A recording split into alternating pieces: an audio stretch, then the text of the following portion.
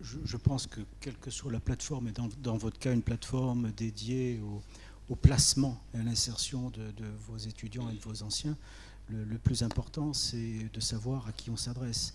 C'est-à-dire que votre plateforme, elle a deux publics. Elle a le public qui cherche un job, donc il va remplir tout ce qu'il faut, aussi bien que possible. Et en fait, ça n'a de sens que si on s'adresse à quelqu'un susceptible de recruter. Si vous voulez que ça marche, il faut que vous retrouviez tous les DRH qui ont été formés chez vous. Parce que ce sont les premiers, éventuellement, les premiers qui vont se servir de votre plateforme, puisqu'elle est régionale, elle est ancrée à l'université, etc. Donc votre réseau, il est là. C'est un travail que vous devez faire et le DRH en question ne va pas venir spontanément vous trouver. Parce que ce n'est pas son job, parce qu'il n'a pas le temps, parce qu'à la limite, il n'a aucune a priori positive vis-à-vis de l'université où il est passé. D'accord ? C'est très souvent le cas, malheureusement. Donc, ça marche, et ça peut marcher si vous-même, vous construisez un réseau pour votre plateforme, un réseau d'utilisateurs, mais utilisateurs du côté de l'embauche. Je vais revenir, en fait, donc je pense qu'on a pas mal parlé, encore une fois, des process de recrutement, du job board, etc. Je vais parler en fait de tout ce qui concerne en fait les autres possibilités de partenariat et notamment en fait sur le crowdfunding, Monsieur Anguillante. Donc déjà nous expliquer un petit peu ce que c'est, parce que je pense que ça ne doit pas parler en fait à beaucoup de monde, donc avoir une définition. Et puis de dire en fait effectivement, de rappeler un petit peu ce que vous faites par rapport à ça. Je vais déjà vous donner une définition de ce que le crowdfunding. Est-ce que c'est le moment où je voulais que je vous fasse une présentation Oui, tout à fait, peut-être un peu plus étoffée, oui. Mais pour répondre à la question qui est posée, le temps que j'aille là-bas, parce que sinon je ne pourrais pas faire défiler les diapos correctement. Le crowdfunding, c'est crowd et c'est fund, donc c'est le don, le financement et la foule. Donc le crowdfunding, c'est le financement par la foule qui a pris toute sa mesure avec Internet. Voilà. Parce que le financement par la foule existait bien avant. La foule étant l'idée de faire des petites contributions financières et les petites contributions pouvant faire de grosses rivières éventuellement, ou de petites rivières, mais en tout cas suffisantes pour financer des projets de quelque nature que ce soit. Crowdfunding, vous avez quatre types aujourd'hui différents. Vous avez le crowdfunding de la forme de don, donc j'ai une action ou un projet que je veux faire financer, j'attends de votre part des dons et je vous en remercie.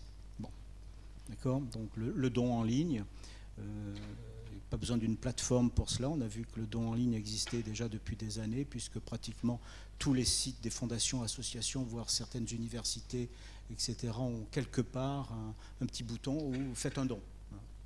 Okay. Donc les plateformes, elles, en fait, concentrent sur un lieu un ensemble de projets d'origines différentes et pas forcément d'un seul type de porteur de projet.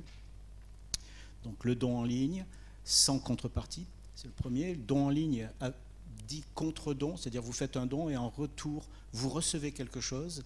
C'est ce qu'on a vu se développer le plus en termes de dons. Il s'agit d'ailleurs plus de dons en termes fiscaux, puisqu'en gros, on vous demande d'apporter de l'argent et vous recevrez, pour financer un projet du style je veux enregistrer une chanson, ça va me coûter tant, donnez-moi l'argent, merci, et en retour je vous donnerai le CD ou l'accès à, donc c'est plus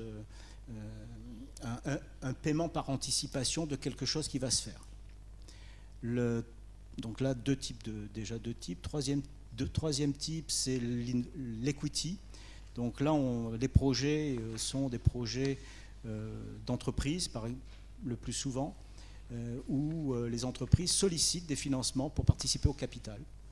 Donc cherchent des actionnaires auprès de la foule sur Internet, et la contrepartie, puisqu'il y en a une, c'est qu'on prend une participation au capital.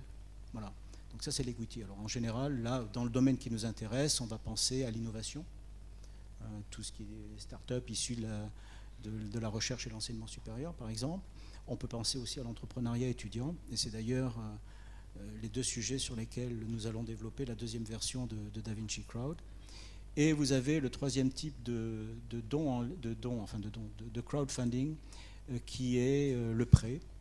Et là, pareil, il s'agit de structures, d'entreprises le plus souvent, qui ont besoin d'un financement complémentaire pour mener à terme leur projet. Ils proposent de faire appel aux financeurs sur le web au travers d'un prêt. Donc, vous me prêtez 1 000 €, je vous les rends dans tant de temps. Avec ou sans intérêt, on a toutes les variétés possibles et toutes les variations possibles. Voilà. Pour boucler sur le crowdfunding, il faut dire qu'il y a à peu près 15 mois, personne n'en parlait. Ça a explosé en l'espace d'1 an et demi en France, en tout cas. Pour illustrer un petit peu le propos, il y a 1 an et demi, il devait y avoir une trentaine de plateformes en France. Aujourd'hui, on en a près de 80, de toute nature. L'an dernier, l'ensemble des plateformes a dû lever à peu près 70 millions d'euros, c'est-à-dire plus de 2 fois plus que l'année précédente, et qu'aujourd'hui, là, on annonce pratiquement le double à nouveau.